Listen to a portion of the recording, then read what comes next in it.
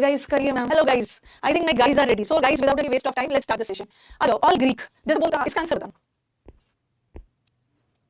और ग्रीक जैसे हिंदी में बोलते हैं ना, देखो ग्रीक और फारसी भाषा मत बोलो. हम लोगों को तो इंग्लिश तो आता है, ठीक है, इंग्लिश तो हमें पता है, हमें इंग्लिश हिंदी भी पता है, but Greek language, Roman language, Italian, Roman, ये सब हमें इसकी जानकारी है. ये रोमन लैंग्वेज को नहीं समझ सकते. कभी-कभी हिंदी में बोलते हैं ना, अरे दो है साफ-साफ बोलो, ज्यादा ग्रीक और फारसी लैंग्वेज मत बोलो. तो कभी-कभी बोलते हैं ना, it's all Greek to me, it's all Greek. ये मेरे लिए ग्रीक लैंग्वेज की तरह है, ये मेरे लिए ग्रीक लैंग्वेज की तरह है. ऑल ग्रीक का मतलब मेरे को समझ में नहीं आया, I am not able to understand.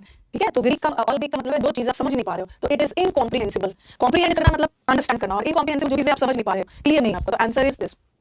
ये चलेगा. मैंने आपसे वादा किया है, मैंने आपसे A to Z का वादा किया है, मैंने आपसे A to Z का वादा किया तो करवाया था ना, ये भी चलेगा. ठीक है, मेरे लिए सारा ग्रीक फारसी है, मैं समझ नहीं पा रहा हूं. इनकॉम्प्रिहेंसिबल का मतलब अच्छा वर्ड है. एक होता है अनइंटेलिजिबल. अनइंटेलिजिबल का मतलब है ध्यान से सुनो. अब बोलोगे कि मैंने फटाफट आंसर करके टिक करके चले जाना, नहीं, मुझे आपको बहुत सारी चीज रटवाना है. इंटेलिजेंट का मतलब है जो बहुत इंटेलिजेंट होते हैं, बहुत ज्ञानी होते हैं, और इंटेलिजिबल का मतलब है जो चीजें क्लियर है, और अनइंटेलिजिबल का मतलब है जो चीजें आपको क्लियर नहीं, आप नहीं समझ पा रहे. इनकॉम्प्रिहेंसिबल. ओके, चलो नेक्स्ट आ जाओ. तो ये वाला वर्ड था. अब दूसरा आ जाओ, अबव बोर्ड.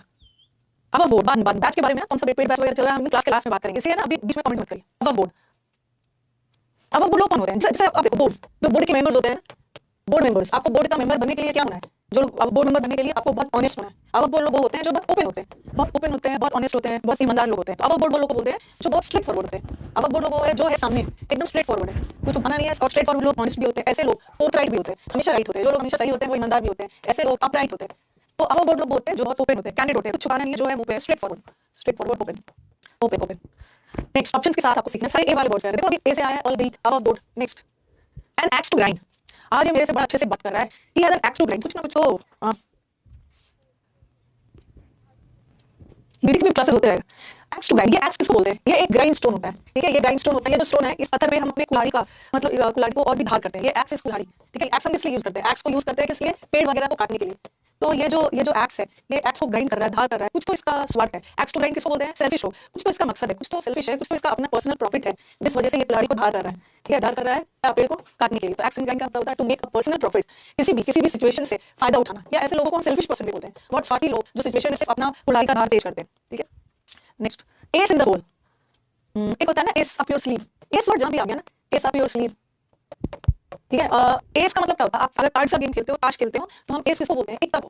ठीक है, इक्का को हम एस बोलते हैं. हम अपना इक्का को यूज करते हैं, हम ताश के गेम में अपना इक्का को बचा के रखते हैं. जब मुसीबत आता है तब हम अपने इक्का को यूज करते हैं, सिचुएशन का फायदा उठाते हैं. तो कौन सा आंसर होगा, नहीं जो बच्चे बोल रहे हैं ना, पर्सन जिसकी कैपेबिलिटीज किसी खास क्षेत्र तक ही सीमित हो. नहीं, एस इन द होल का person is considered to be a doyen. Doyen का मतलब होता है expert. Ace in the hole उसको बोलते हैं जो एक्सपर्ट है अपने क्षेत्र में. ये भी नहीं, अरे हाँ, एस इन द होल का मतलब है ना कोई चीज, कोई रिसोर्स आप छुपा के रखे हो और जब मुसीबत आता है तब यूज करते हो. तो आप ताश का गेम खेलते हो तो अपना इक्का मुसीबत में यूज करते हो ना, आप उसको छुपा के रखे हो, और जब उसकी यूज की जरूरत पड़ती है तब आप यूज करते हो. तो ये होगा बी कहां से होगा, एस इन द होल बहुत बड़ा आया. Next all in a days work. Thank you Neeraj, thank you so much. 10 hours वाला मारते हैं स्टूडेंट्स, खुश होते हैं तो कमेंट करते हैं. टॉपिक वाइज उपलब्ध है. आप इस चैनल के ना होम पेज पे जाना, ये गूगल में यूट्यूब में अपने मतलब एक ही दिन में सारा काम करोगे, ये सब दिमाग में आएगा. क्योंकि जो बच्चे को इसका मीनिंग नहीं पता है ना, all in a days work मतलब एक ही दिन में सारा काम करोगे, तो आपको ये करने का मन होगा. अ लॉट ऑफ वर्क एक दिन में करना है, बहुत ये गलत है. यस, बहुत सारे बच्चों का ये आंसर आ गया, ये गलत है, क्योंकि इडियम्स का लिटरल मीनिंग नहीं होता. All in a days work इसका मतलब है कि जो काम एक दिन में जो आप अपना नॉर्मल काम करते हो ना, ओके, उससे थोड़ा सा नॉर्मल काम से थोड़ा सा अनयूजुअल या डिफिकल्ट काम उस दिन कर रहे हो. तो all in a days work मतलब ये नहीं लॉट ऑफ वर्क एक दिन में कर लेना. समथिंग अनयूजुअल मतलब अनकॉमन, जो आप रोज का काम करते हो ना उससे थोड़ा सा डिफिकल्ट हटके, नॉर्मल रूटीन में जो काम कर रहे हो उससे हट. बी. इसमें ए वर्ड से दोनों डाल दिया, ऐड इंसल्ट टू इंजरी या ऐड फ्यूल टू फायर. देखो, एक तो बेचारा को पहले से किसी ने इंसल्ट कर दिया, इंसल्ट करने के बाद उसको घायल भी कर दिया. एक तो इंसल्ट करके उसकी सिचुएशन पहले से खराब थी, फिर आपने उसको इंजर भी कर दिया. उसी तरह पहले से ही आग लगी है, आग में घी डालना, आग में फ्यूल डालना, इसका मतलब सिचुएशन पहले से ही खराब है और आप उसको और भी खराब कर रहे हो.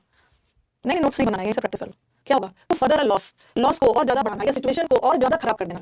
तो आंसर इज दिस. ओके, अरे मैं तो इसका बोल रही हूँ ना, आग में घी डालना. आप लिख लो ना, जब हिंदी बोल रही हो तो आप लिख लो हिंदी को, आग में घी डालना. ओके, नेक्स्ट वाला, always a bridesmaid, never a bride. Bride किसको बोलते हैं, ब्राइड का मतलब है दुल्हन, और आपकी ब्राइड के मेड मतलब ब्राइड के जो सर्वेंट है, फीमेल सर्वेंट को मेड बोलते हैं, जो ब्राइड की सारी देखभाल करती है.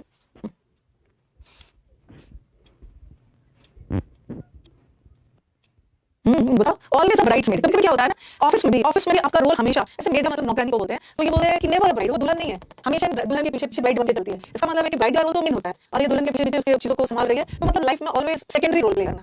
लाइफ में आपका मेजर रोल नहीं है जो ब्राइड का लहंगा पकड़ती है, ऐसे नहीं बोलना. ओके, ब्राइड कभी शादी में ब्राइड जाते हैं ना, उनके लहंगा उनके सिस्टर या कोई रिलेटिव भी पकड़ते हैं, सिस्टर बहनें वगैरह होती हैं उनकी, तो वो भी पकड़ती है. मतलब वो मेड थोड़ी है. मेड का करना, मेड मतलब आपके घर में जो मेड वगैरह होते हैं, आप वो सेकेंडरी रोल प्ले करते हैं. तो लाइफ में आपका पोजीशन बहुत मेन पोजीशन पे नहीं होना, एकदम सेकेंडरी रोल पे. सेकेंडली डी क्यों नहीं होगा, ये नहीं पूछना है मुहावरे का कि मैम ये क्यों नहीं होगा, क्योंकि हर मुहावरे का अपना फिक्स मीनिंग होता है। ऑल ईयर्स, ये तो कई बार बताया, ये तो कई बार आपको बताया भी है।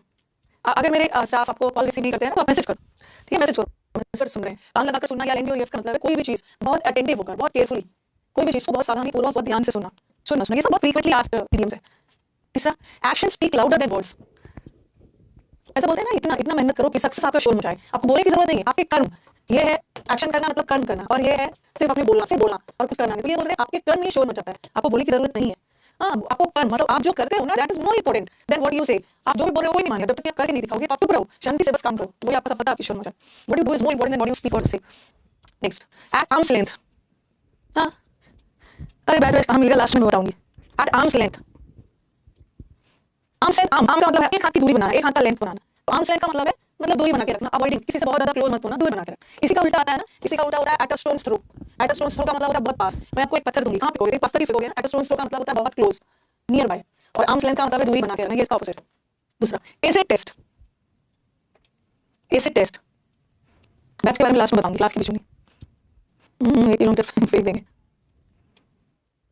हाँ, एसिड टेस्ट का मतलब होता है अग्नि परीक्षा। अरे यही तो इस गवर्नमेंट के लिए अग्नि परीक्षा है, इसको प्रूफ करके दिखाना है। पहले जमाने में क्या होता है कि नाइट्रिक एसिड कोयले कहाँ से निकल के आया, नाइट्रिक एसिड को यूज किया जाता था to test the purity of gold, कि सोना कितना खरा सोना है, सोना कितना प्योर है, इसको टेस्ट करने के लिए ना हम यूज करते थे नाइट्रिक एसिड का। तो एसिड टेस्ट का मतलब होता है एसिड टेस्ट करना, दूध का दूध पानी का पानी। नाइट्रिक एसिड को यूज किया जाता है सोना की प्योरिटी टेस्ट करने के लिए। तो एसिड टेस्ट का मतलब क्या है, क्या कि एक प्रूफ कि अटैक हुआ है, नहीं, एक प्रूफ जो बताएगा कि वो चीज रियली में असली है या नकली।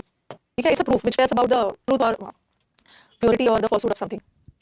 इसको अग्नि परीक्षा भी बोलते हैं, ठीक है, अग्नि परीक्षा। दूसरा, ए सब प्योर स्लीप, फिर वही आ गया। देखो, एक अकेला ए सब हो ना, ए सब प्योर परफॉर्मेंस, ए सब पर मतलब अपनी परफॉर्मेंस को और भी अच्छा बना लो। तो ये एस वाला वर्ड हमेशा पॉजिटिव सेंस में जाएगा। ये ए सब होता है होनअप, होनअप का मतलब भी होता है निखारना अपने। अब यहाँ पे देखो, ए सब प्योर स्लीप, तो बताओ भाई, ठीक है, ए से इन द होल की तरह है, एन एक्सप्रेशन ऑफ फीलिंग्स, नहीं नहीं नहीं नहीं। अच्छा, ये क्या किया है ना मैंने ना, इसका मैंने जानबूझकर इसका ऑप्शन बदला था ताकि मेरे स्टूडेंट्स ये वाला करें, ये वाला करें। मैंने जानबूझकर ऑप्शन बदला और आंसर आ गया, heart on your sleeves. Heart on your sleeves होता है ना, इसका मतलब होता है आप अपने हार्ट को निकाल के स्लीव पे डाल दिया, मतलब दिल की बातें को खुल के एक्सप्रेस करना। ये तो हार्ट ऑन योर स्लीव्स है, ठीक है। और एज ऑफ योर स्लीव का वही मतलब होता है हिडन एडवांटेज, जैसे एक आप छुपा के रखते हो और जब बाद में काम आता है इसको छुपा के रखते हो, बाद में इसको यूज करते हो। मेरे को लग रहा था मैंने